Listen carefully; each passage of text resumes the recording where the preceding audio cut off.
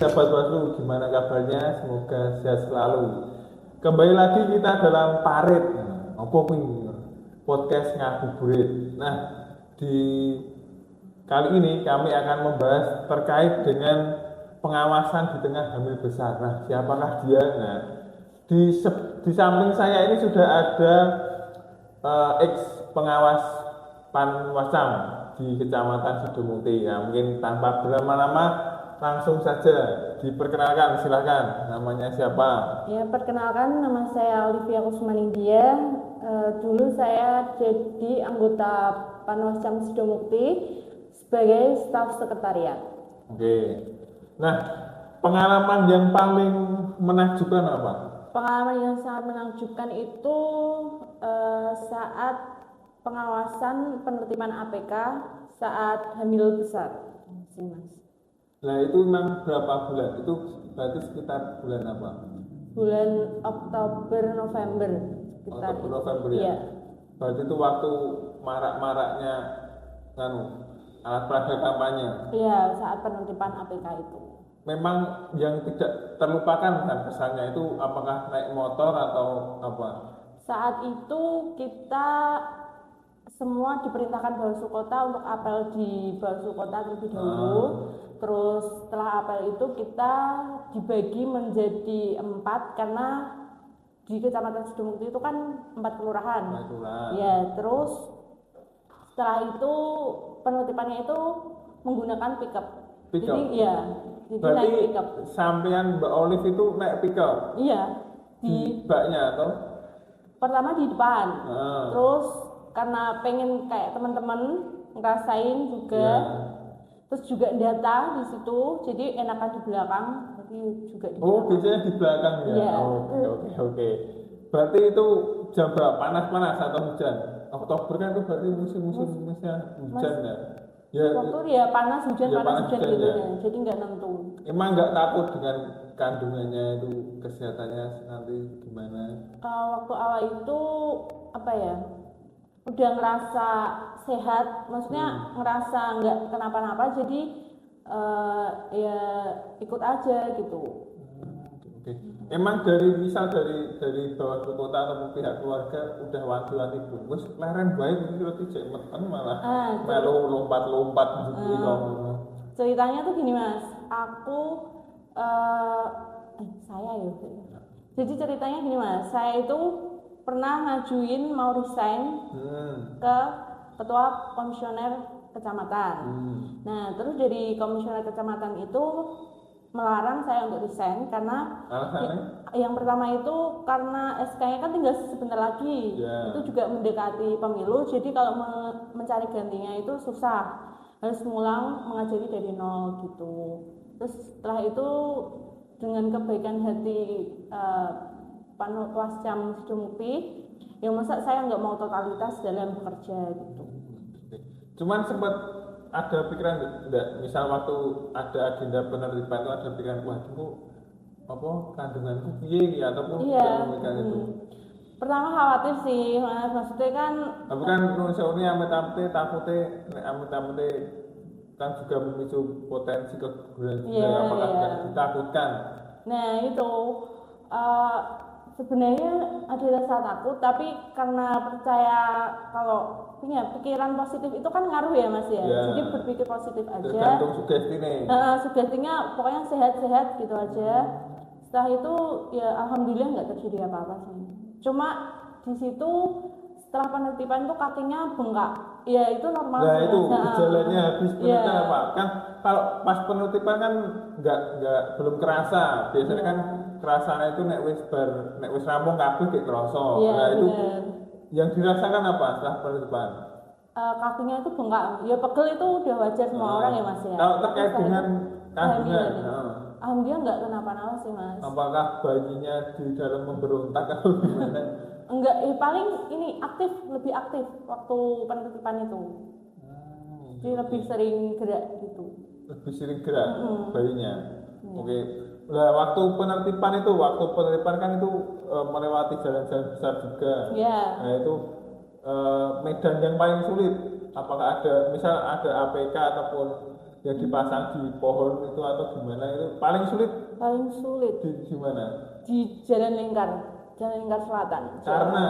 Karena di situ tuh banyak banget baliho banner yang berdiri di situ, dan kita harus menetapkan di tengah-tengah apa ya, trotoar. Dan itu benar-benar yang lewat kan truk, yang Ya, semacam mobil jalan besar-besar, pantura gitu kan. Jadi emang agak ini sih, apalagi waktu itu lagi panas-panasnya, terus jalan itu mas. Soalnya kalau kita naik mobil terus itu bakalan lama. Jadi mati. Ya, naik turun. Mungkin karena juga APK-nya banyak yang melanggar dan deket-deket ya. Iya benar, banyak yang melanggar. Soalnya itu di jembatan. Jalan Lingkar. Iya. Kalau dampak dari misal kan biasanya kalau adem panas gitu kan biasanya kan efek ke tubuhnya itu kan nantinya jadi masuk angin itu ada nggak? Kalau itu alhamdulillah enggak ada. Nah, kan tentu kan itu juga mengundang apa ya? Mengundang perhatian dari masyarakat di sekitar. Misal katakanlah ibu-ibu lah, biasanya kan ibu-ibu yang suka julid-julid. Itu mbak mesti meteng gede dulu ya pemean itu ada nggak? Misal waktu di lokasi lah sekitaran lokasi, apalagi kan si Domo itu kan juga cukup luas juga ya. Iya. Nah, itu ada nggak? Misal dari warga sekitar ada sentingan-sentingan, ya mbak hati-hati. Iya ada. Meteng ngono. Iya ada mas. Pecicilan. Ada warga yang seperti itu. Laki-laki maupun perempuan juga ada, bapak-bapak, ibu-ibu gitu. Tapi kebanyakan apa? Ibu-ibu, ya biasa ibu-ibu gitu. Mungkin karena jiwa keibuan dan juga pernah mengalami takut, ya. Pasti. Mereka ada nggak negur Mbak Olive? Paling negurnya tuh kayak ya ampun mbak hati-hati gitu. Terus setelah itu juga ya nyemangati gitu aja. Oke. Nah kisarannya itu kurang lebih berapa? Yang ada berapa APK ya di tertiban? Kisarannya aja lah. Misal baru berapa? Banyak gitu mas. Ribuan? Iya. Oke. Berarti tapi Mbak Alif jujur toh? Maksudnya jujur waktu pamit kerja itu toh? Iya. Pamit kerja itu Mandi aku diniki agendanya penertiban. Nah itu apakah jujur atau gimana? Takutnya kan nanti nggak tahu gitu. Jujur sih mas, sama suami sama keluarga juga udah ngomong gitu. Terus setelah itu kan saya bikin postingan di WhatsApp itu. Nah, apa postingan Mbak? Terkait penertiban itu. Foto itu. Okay. Nah, terus juga keluarga pada komen gitu, hati-hati gitu. Paling cuma itu, enggak yang ngelarang. Oke. Berarti terkait foto-foto yang nanti saya tampilkan di sini tuh, nah contohnya foto yang tadi saya kirimkan Mbak Olive itu, nah itu kira-kira waktu itu juga bawa baliho banyak juga itu. Nah itu hari pertama apa terakhir penertiban? Kayaknya itu terakhir ya? Iya itu terakhir, soalnya udah mau masa tenang? Iya masa tenang itu jadi udah. Oke, kalau terkait suami awalnya gimana Mbak ngasih cinta? Atau Mbak Olive yang ngeyel, di lokasi tak apa-apa, tidak apa-apa kandung, atau Mbak Olive yang bangga padahal suami udah mau warning atau seperti apa? Awal itu udah nyuruh resign itu kan mas, tentunya takut gitu loh. Kandunganmu. Tapi saya meyakinkan untuk nggak apa-apa gitu. Kan awalnya saya juga udah ngomong sama komisioner. Nah setelah dari komisioner juga udah menyemangati untuk nggak usah resign aja gitu kan. Setelah itu ngomong sama suami, ngobrol-ngobrol.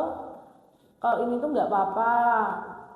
Intinya tuh kerjanya juga nggak terlalu berat-berat banget gitu. Nanti kalau capek juga istirahat gitulah. Setelah itu juga suami mengizinkan. Nah, yang jadi pertanyaan kan yang ya walaupun sudah tak tanyakan itu, tapi saya masih bertanya-tanya ini apa meteng gede ini apa loro wetenge apa kan taruhannya kan kalau orang hamil kan nyawa kan. Nah itu yang paling sakit dirasakan ada selama penerimaan atau memang karena sudah tersugesti pikirannya positif, apakah nggak ada kejadian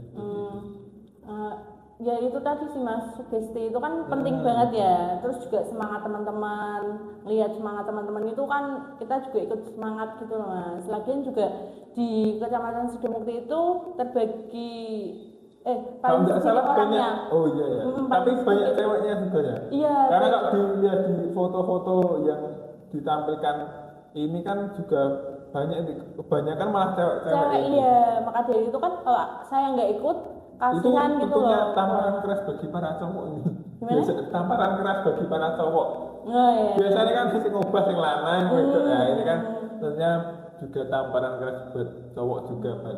Di tengah emansipasi wanita pun juga cowok-cowok harus sadar juga bahwa wanita itu juga bekerja keras. Nah, apalagi Mbak yang mungkin bisa sampaikan. Nah, berarti sekarang sudah umur berapa bulan bayinya?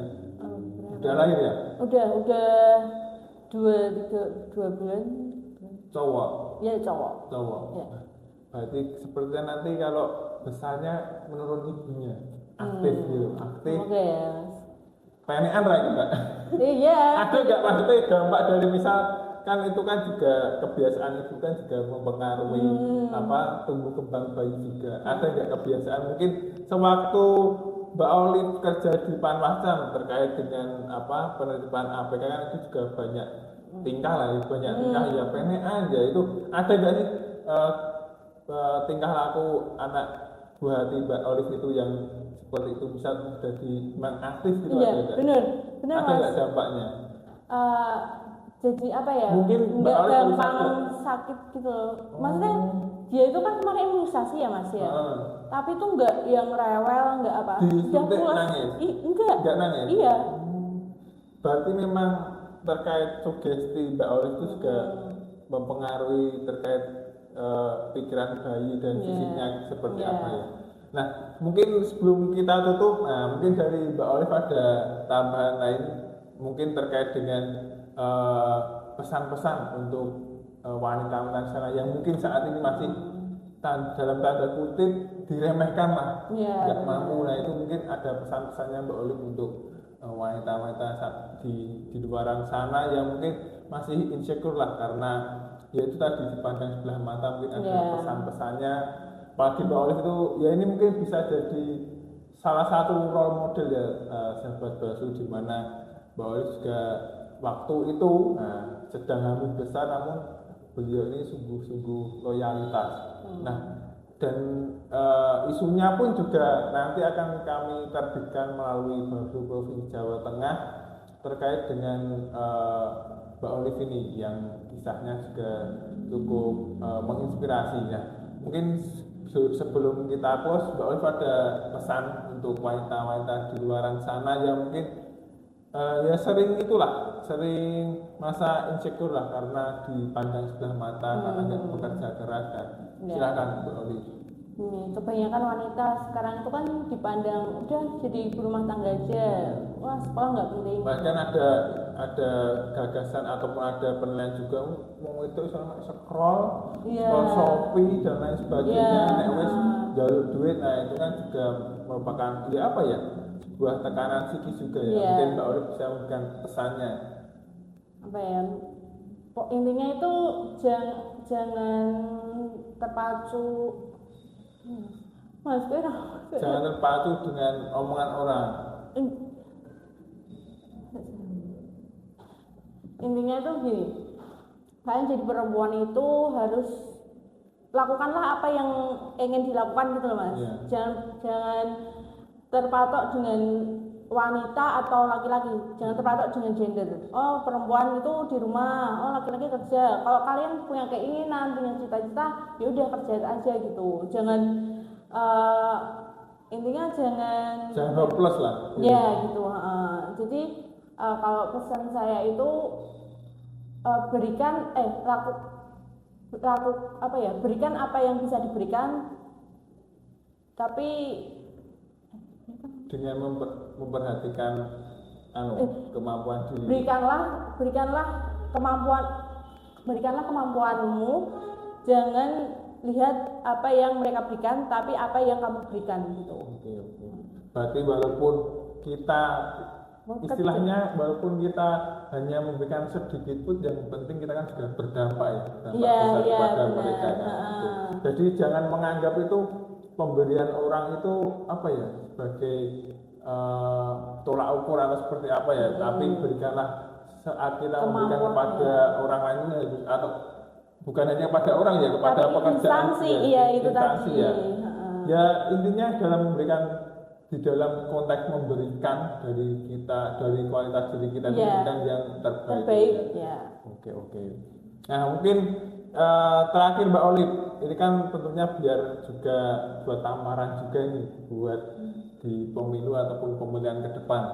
Nah terkait penerimaan APK nanti biar caleg-caleg ataupun partai politik ataupun paslon wali kota ataupun bupati ataupun gubernur dan lain sebagainya itu biar kedepannya juga nonton nih podcast ini, jadi biar mereka juga nggak asal-asalan memasang APK membranding diri mereka itu juga agar mereka juga memperhatikan pengawas itu juga sangat penting, apalagi kesehatan, apalagi kondisi lapangan juga mereka tidak memperhatikan ya. Yang mereka perhatikan kan cuma yang penting citra diri saya naik dan terpasang gitu aja.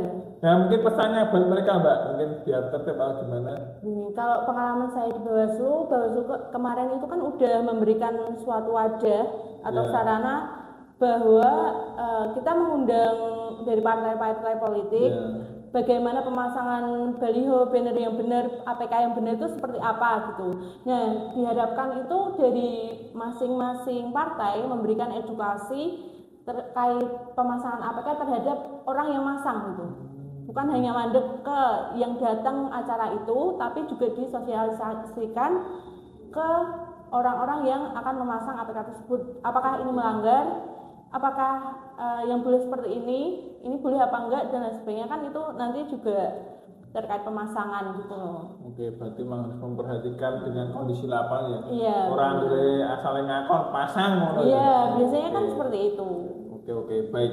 Terima kasih Mbak Olive. Ya, nggak kerasa sebentar lagi waktu berbuka puasa akan tiba. Mbak Olive ini puasa? Puasa, alhamdulillah. Sudah mungkin berapa kali ini? Alhamdulillah belum pernah libur mukel atau? Iya itu. Belum pernah libur mukel. Itu saja sahabat Bawaslu yang bisa saya sampaikan dalam podcast kali ini. Saya Fanta Aditya Saputro, mohon maaf apabila dalam memandu jalannya acara terselip tutur kata maupun kiasan yang kurang berkenan, dan dari saya dan segenap kru yang bertugas terima kasih atas partisipasinya menonton podcast ini dan selamat menunaikan ibadah puasa, dan kami berdua pamit undur diri. Salam awas. Cepet toh. Ora briefing saya nanggo kata-kata terakhir ngono kuwi kok sebel aku.